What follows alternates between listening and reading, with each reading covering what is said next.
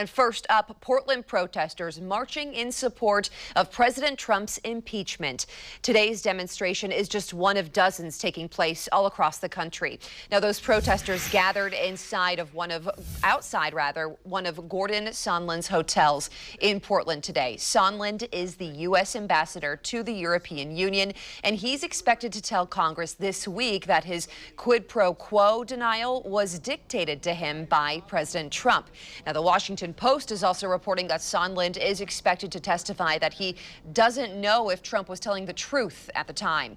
At issue is Sondland's text message to the top U.S. diplomat in Ukraine, Bill Taylor, who raised concerns about the U.S. withholding nearly $400 million of U.S. military and security aid. Now, Sondland called the president, who told him there was no tie between the withholding of aid and a push for a Ukraine investigation into business dealings of presidential candidate Joe Biden's son. It's a witch hunt. It's based on a single phone call of congratulations to the president of Ukraine, which they fraudulently mischaracterized to sound absolutely horrible.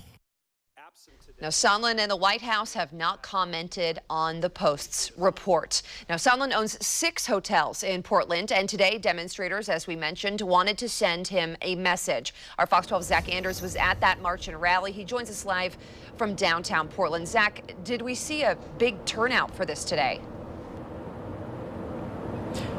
Yeah, hi, Bonnie. It could fairly be described as a few hundred people were out to march around the Heathman Hotel downtown.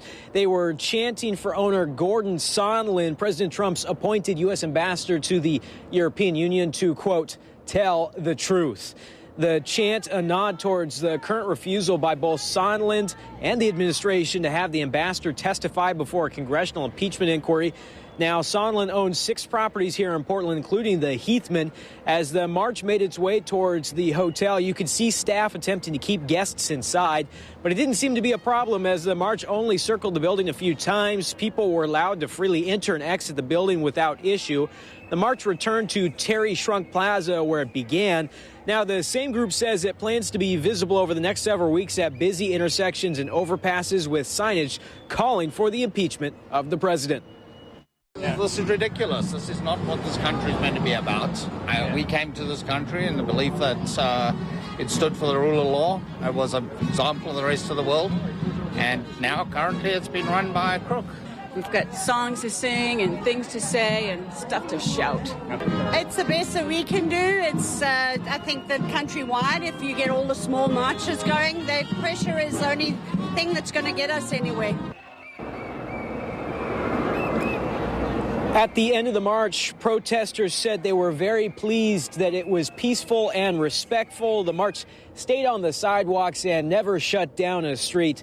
All in all, it appeared to be a day without incident. Reporting live from Terry Shrunk Plaza, Zach Anders, Fox 12 Oregon.